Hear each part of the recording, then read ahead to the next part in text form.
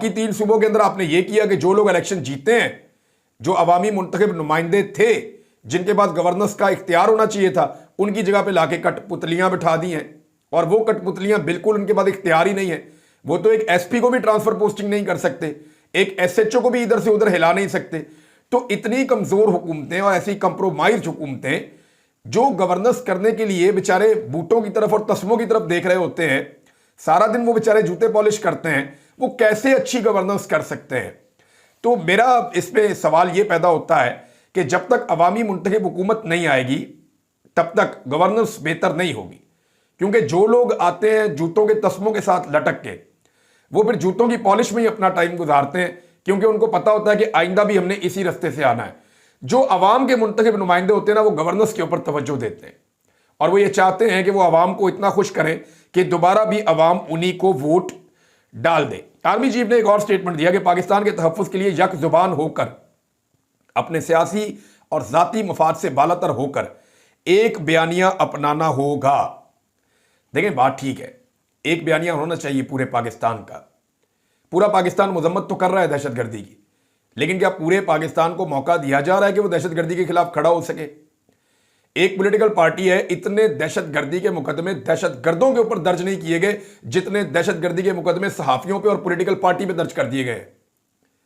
आप अंदाजा कीजिए, यानी इस पॉलिटिकल पार्टी पीटीआई के ऊपर पिछले 3 साल में जितने दहशतगर्दी के मुकदमे हुए हैं ना, इतने दहशतगर्दी के मुकदमे जेन्युइनली जो दहशतगर्द हैं, पाकिस्तान में दहशतगर्दी कर रहे हैं, उनके ऊपर भी नहीं हुए।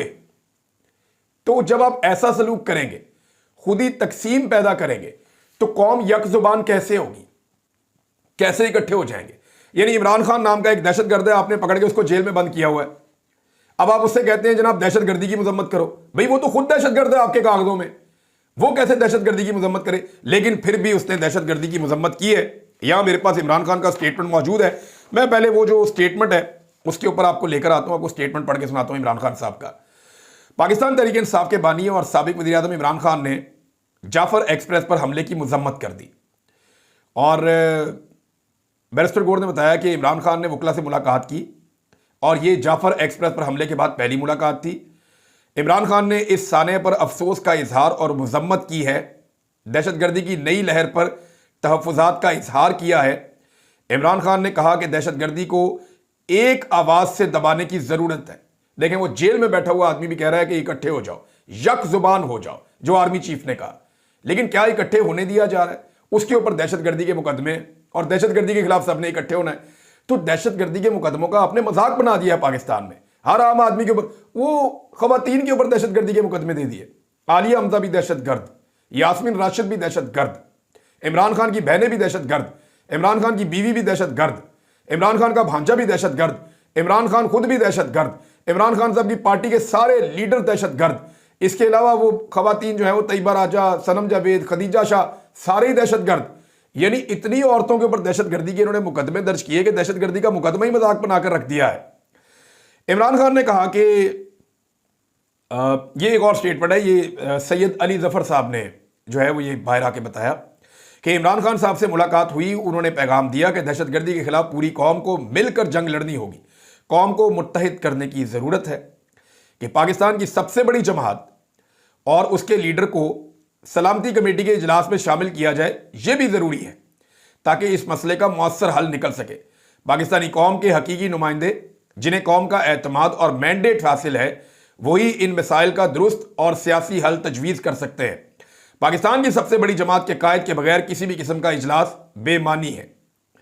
इमरान खान ने कहा है कि फौजी ऑपरेशन से दहशतगर्दी नहीं खत्म होने वाली। एक और जगह पर रिपोर्ट हुआ है और पख्तून कबाइल को खुद ही जिरगे के अहकामात की रोशनी में इसका सद्देबाब करना होगा। इमरान खान साहब हमेशा से ही ना फौजी ऑपरेशन के खिलाफ है। वो ये कहते हैं कि रिट ऑफ द गवर्नमेंट रहनी चाहिए, दहशतगर्दी को सख्ती से कुचलना जरूर चाहिए, लेकिन ये जो फौजी लश्कर कुशी है किसी इलाके के ऊपर, ये नहीं होनी चाहिए। इमरान खान साहब हमेशा से इसके खिलाफ है, हमेशा इसको मना करते हैं और इसीलिए उनको तालिबान खान भी कहा जाता रहा। उन्होंने अमेरिका को ये बात समझाई, अमेरिका को बात समझ नहीं आई, लेकिन जब समझ आई तो इमरान खान सुरखरू हुआ और अमेरिकन ने वहां से जिस तरीके से वो निकले अफगानिस्तान से, उससे साबित हुआ कि ये फौजी ऑपरेशन कोई हल नहीं होता। आपको बैठ के बात करनी पड़ती है, सियासी हल निकालना पड़ता है मामलात का। फिर अफगानिस्तान के साथ मामलात को लेकर उन्होंने ये मौक़िफ़ इख्तियार किया इमरान खान साहब ने कि हम दुश्मन नहीं हैं बल्कि भाई और हमसाए हैं, और तनाज़ात पैदा होने की सूरत में बातचीत से ही इसका हल ढूंढना चाहिए। बलूचिस्तान के मसले पर गुफ्तगू करते हुए उनकी राय ये थी कि महमूद खान अचकज़ई और अख्तर मैंगल से जो सियासी राह बन सके उस पर आगे बढ़ना चाहिए। ये तहरीके तहफ़्फ़ुज़ आईन पाकिस्तान जो है उसके तर्जुमान ने यह स्टेटमेंट जारी किया है। लेकिन इमरान खान ने अफगानिस्तान के हवाले से बड़ी वाज़ेह बात की है कि अफगानिस्तान हमारा दुश्मन नहीं है, उसे दुश्मन बनाने की कोशिश ना करें। जबकि ख्वाजा आसिफ साहब ने, जो वज़ीर दिफा है पाकिस्तान के, उन्होंने इशारा दे दिया है कि अफगानिस्तान के अंदर पाकिस्तान जाकर अटैक करेगा। मैं एक चीज़ आपको बताऊँ, मैं कोई ऐसे नहीं कहना चाह रहा कि पाकिस्तान ये कोई कमज़ोर मुल्क है या पाकिस्तान कोई ऐसा मुल्क है जो अफगानिस्तान के साथ लड़ेगा तो शायद हम लड़ नहीं पाएंगे। देखिए, हमें अपने आप को ओवर एस्टिमेट भी नहीं करना चाहिए।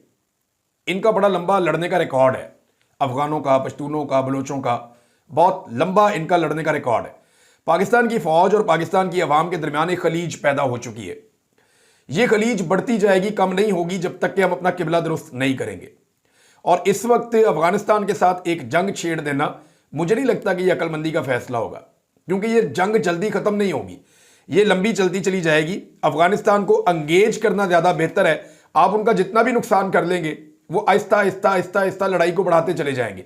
जैसे 20 साल तक उन्होंने अमेरिका के साथ लड़ाई को बढ़ाया और वो बढ़ाते चले गए। अब हालात इस वक्त ये हैं कि ये वही ख्वाजा आसिफ हैं जो आप कह रहे हैं अफगानिस्तान के अंदर हम अटैक करेंगे, अफगान हुकूमत ठीक नहीं है, जिन्होंने ये बाकायदा ट्वीट किया था अमेरिकन इनखला के मौके पे कि ताकतें तुम्हारी हैं और खुदा हमारा है। ये ख्वाजा आसिफ ने कहा था। लेकिन ख्वाजा आसिफ साहब जो हैं वो जिधर भी ताकत देखते हैं ये उस तरफ को सजदा कर देते हैं। यानी अमेरिका में ताकत देखते हैं, अमेरिका में जाते हैं तो कहते हैं इमरान खान तालिबान खान है, पाकिस्तान में आते हैं तो कहते हैं इमरान खान जो है वो यहूदियों का एजेंट है। तो ख्वाजा आसिफ जनाब जिस तरफ उनको नजर आता है ताकत है, ये उसी तरफ अपना किबला बना लेते हैं। और इनके बारे में जो है वो कौमी असम्बली में एक बड़ी मायूब बात की गई पाकिस्तान तहरीक इंसाफ के एक रुकन की जानिब से, लेकिन मैं वो कहना नहीं चाहता, लेकिन इनके ऊपर सादगी आती है। नाज़रीन, जामे बलूचिस्तान को गैर मुय्यना मुद्दत तक के लिए बंद कर दिया गया है। ये बड़ी खौफनाक चीज़ है। बलूचिस्तान में तालीमी इदारे बंद हो रहे हैं, सड़कें बंद हो रही हैं, रस्ते बंद हो रहे हैं, दफातर बंद हो रहे हैं, कारोबारी ज़िंदगी मुअत्तल हो गया है। और ऐसा लगता है कि एक बड़े ऑपरेशन की बलूचिस्तान में और खैबर पख्तूनख्वा में तैयारी की जा रही है।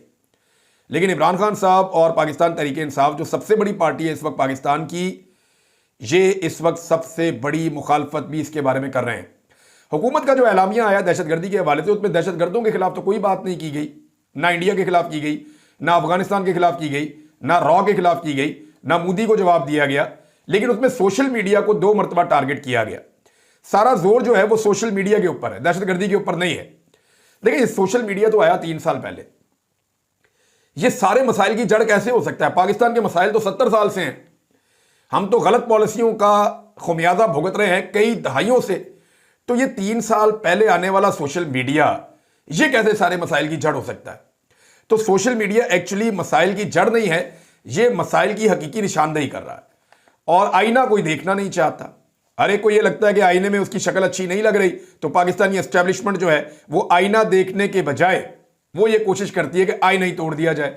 तो सोशल मीडिया के जिन को या शऊर के जिन को वापस बोतल में बंद करना मेरे ख्याल में मुश्किल होता चला जाएगा। नाज़रीन, एक छोटी सी कहानी है कादी फ़ायद ईसा के बारे में भी, और ये निशाने इबरत है, मुकाम इबरत है उन लोगों के लिए जो आज भी इंसाफ नहीं करते और उन्हें ये दिन देखना पड़ेंगे। कादी फ़ायद ईसा साहब एक जनाजे में गए, मुतीउल्लाह जान साहब ने, कुछ और सहाफ़ियों ने भी रिपोर्ट किया है, और किसी ने उनको मुंह भी नहीं लगाया, हाथ भी नहीं मिलाया, बल्कि उनको छाँव में खड़े होने के लिए जगह भी नहीं दी। बल्कि उनको ये कहा गया कि हम वापस आ गए हैं, आपका क्या होगा? तो उन्होंने कहा जी हम भी वापस आ गए हैं। और कादी साहब ने कहा कि कुछ देर के लिए गुमराह हो गए थे। ये कादी साहब का जुमला रिपोर्ट हुआ है। कादी साहब आप गुमराह नहीं हुए थे, आपने तबाहियां ही फेर दी।